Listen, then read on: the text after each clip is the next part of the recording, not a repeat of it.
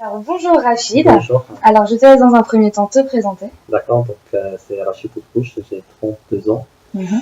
et j'habite à Casablanca et D'accord. je suis d'origine berbère, D'accord. le sud du Maroc. Sud du Maroc. Pour être plus exact, c'est aux alentours de Tafel.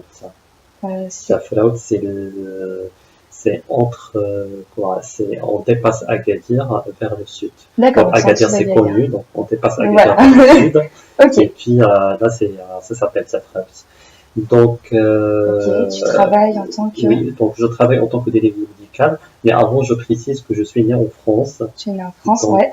voilà, après 4 ans après ma naissance, donc ma famille a déménagé pour le Maroc depuis 90. D'accord. Et tu es né où en France du coup? À Paris, donc Tu es né à ici Paris. les Moulineaux. D'accord. Voilà. Super sympa. Ah Ok, ouais, génial.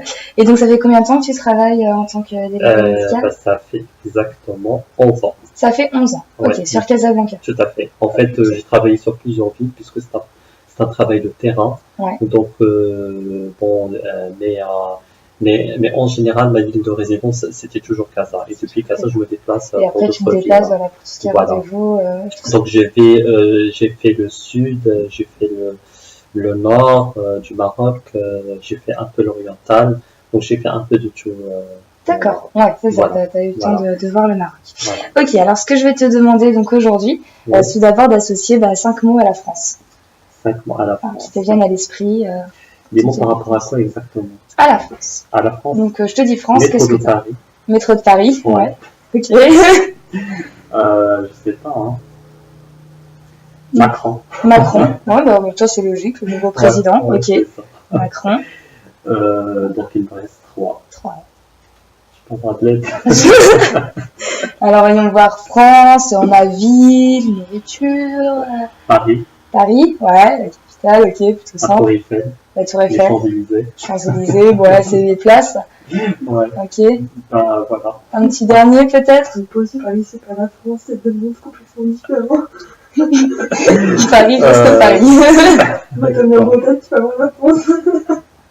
La banlieue parisienne. La banlieue parisienne. On va rester sur Paris. Tu ne voulais pas rester longtemps, mais bon. Alors, autre question. Donc, 3 caractéristiques comportementales positives des Français. Donc, ouais.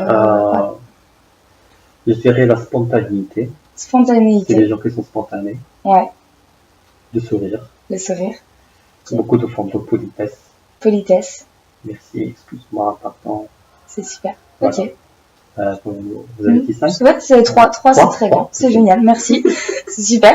Et du coup, 3 négatives à ce moment-là. 3 négatifs, je dirais un peu de racisme. Racisme, ouais. Ok, Ouais, tout à ça fait. existe. Oui, bah, c'est une réalité. Quoi d'autre? Beaucoup d'impôts. Impôts, Les impôts. Des impôts? Oui. France. Oui, bah oui. Je sais pas si c'est comportemental, mais Ah, on parle des comportements. on parle du comportement, du coup. Des comportements. Donc, qu'est-ce que je peux dire? Un peu d'égoïsme. Égoïsme, ouais. Ouais. Ok. Et un peu de méchanceté. Méchanceté, ouais, peut-être à la limite de temps en temps. Ouais, ok, d'accord, pas de souci. Alors maintenant, ce que je vais te demander, donc, c'est tout d'abord les points forts que tu trouves de ton pays, donc du Maroc, que ce soit d'un point de vue donc culturel ou économique et politique. Donc voilà, des points forts de ton pays. Les points forts, c'est les grands changements qui sont là pour du point de vue social, c'est-à-dire qu'il y a beaucoup de chantiers qui sont en train d'être développés, qui sont en train de se développer au Maroc. Ouais. Donc, je sais pas, par exemple, l'éradication des bidonvilles qui est toujours en cours au Maroc. Donc, c'est une chose qui est très positive. C'est une chose. Ouais, ça c'est grâce à Mohamed VI, du coup, cette éradication des bidonvilles. D'accord. Est-ce qu'il y a d'autres choses, du coup, que tu trouves positives par exemple, au niveau peut-être du travail, des salaires Oui, donc du point de vue des salaires, je trouve que ça s'évolue petit à petit, la réglementation, donc les droits des travailleurs, donc aussi, donc je pense que c'est des choses le Maroc a connu beaucoup de progrès par rapport à ces choses-là. Ok, Voilà. super, bah, c'est bien. Ça veut dire que c'est en constante évolution actuellement Ouais, et donc c'est voué à continuer sur ce branche. Voilà. C'est super.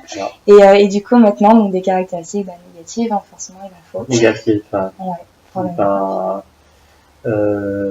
les crimes, Les c'est-à-dire crimes, la ouais. sécurité, on peut parler de la sécurité. D'accord. Donc il y a beaucoup de choses à faire dans ce sens-là, puisque il y en a beaucoup, malheureusement. Toujours, ouais, ça reste encore. Un problème de sécurité, ça existe toujours. Ok. Les points négatifs. Un problème de sécurité plutôt pour les Marocains, pour les expatriés ou pour tout le monde? Pour tout le monde. Pour tout le monde finalement, c'est d'accord. C'est une insécurité totale. Ok. Ça n'est pas personne. Ouais, c'est ça. Même les plus pauvres, ils sont agressés. Ouais, d'accord. C'est vraiment. On fait pas de choix. Ah oui. Pour un portable de 200 dirhams, on peut t'agresser. Ah ouais. Ah oui. Et 200 dirhams, il faut savoir que ça représente 20 euros. Voilà. Une petite idée. Voilà. D'accord, ok, en point négatif, donc ouais, tout ce qui est crime pour insécurité. La sécurité surtout. Mais peut-être autre chose encore ou... donc là on parle du comportement ouais, comportement, ouais, tu peux dire d'une aussi. manière générale. Ouais. On parle d'une manière générale. Ouais, de manière générale, on accepte les clichés. Ouais, je peux parler aussi des routes.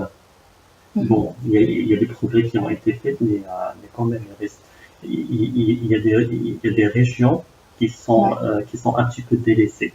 Ouais, je crois que j'en avais entendu parler qu'on peut par exemple en période de neige, il y a des villages qu'on peut pas rejoindre, tout à fait. Donc qui sont complètement isolés. Voilà, ça reste un problème. Donc, par rapport aux grandes villes, il n'y a pas de problème. Donc il y a des autoroutes, il y a tout ça, mais il y a des régions qui sont isolées. D'accord. Par exemple, tu as des idées de régions un peu à sortir en tête? Je sais pas, je peux citer l'oriental. L'oriental? Un peu l'oriental. D'accord, ok. Il y a une seule autoroute qui sert Oujda.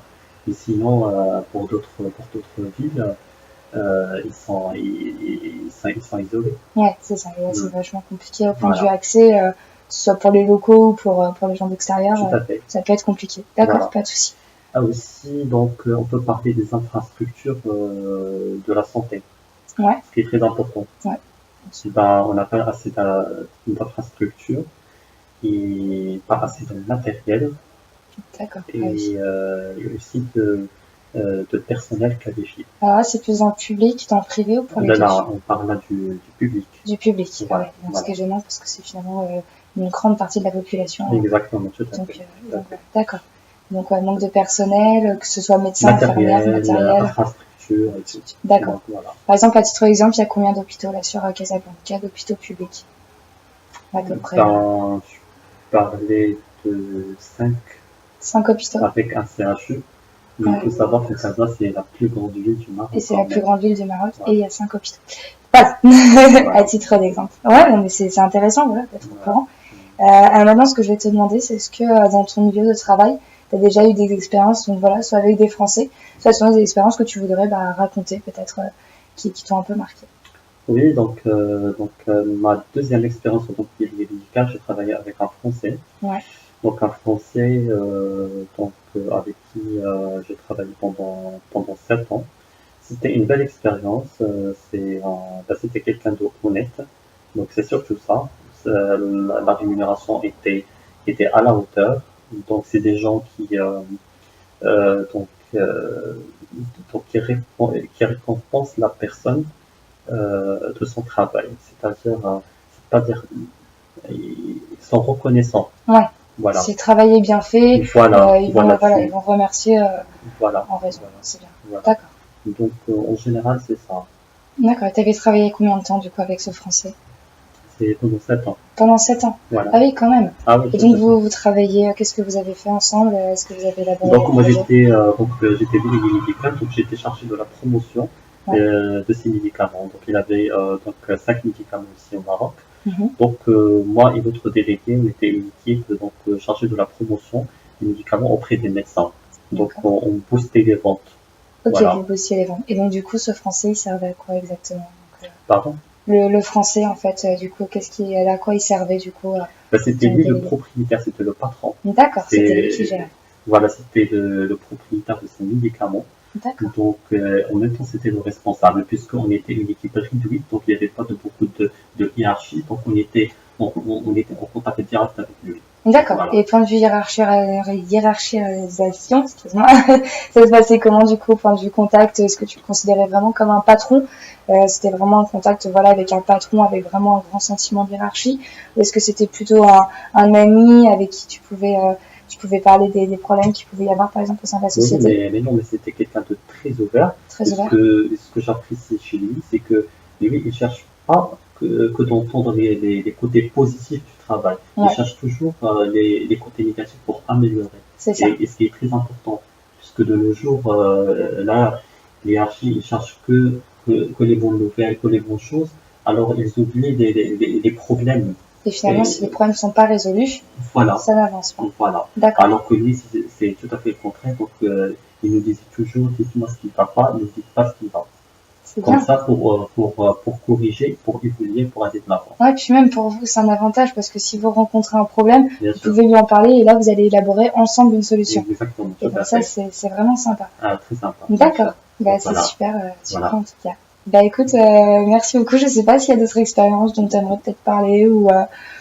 Pas particulièrement. Moi, en tant que délégué médical, des fois, je suis confronté à des médecins étrangers, c'est-à-dire pas marocains. Donc, des fois, je suis confronté à des Russes et à des Ukrainiens, puisque ici au Maroc, en fait, à noter qu'il y en a beaucoup. Ouais. Pourquoi? Puisqu'en fait, il y a beaucoup de médecins marocains qui étudient la médecine en Russie et en Ukraine, puisque là-bas c'est moins compliqué qu'au Maroc Comme Maroc. Ah. d'étudier médecine. Et c'est peut-être plus facile d'accès aussi. Hein. Exactement, donc voilà. Donc mon expérience avec les étrangers, donc en général c'est une très bonne expérience, c'est des expériences positives.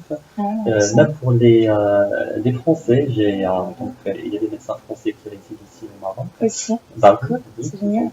Donc c'est des expériences très positives.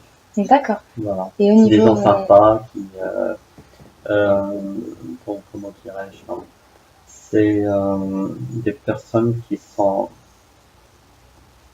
je trouve pas de terme. Qui sont peut-être chaleureuses, faciles d'accès. Je vais pas dire facile d'accès, mais ils t'accueillent d'une manière positive. D'accord. Ouais. Parce qu'il y a des gens un médecin qui se prend pour quelqu'un au-dessus des autres. Ouais, il va être directement sur la défensive, voilà. Je suis le meilleur. Voilà. Alors que là, ça va être des gens qui... Alors que c'est des gens simples. Ouais, qui restent aussi avec qui tu peux mener une discussion simple sans complexe. D'accord. Voilà. Et quand tu travailles avec des Russes et des Ukrainiens, vous parlez français, vous parlez quelle langue du coup, tout ça? Bah, les Ukrainiens et les Russes, ils savent parler arabe et français. C'est vrai? Ah, bah, impressionnant, d'accord. Le Delhi jamais. D'accord, donc les langues étrangères sont vraiment bien appliquées dans leur pays, contrairement aux nôtres. D'accord. Et merci beaucoup en tout cas, c'est un plaisir.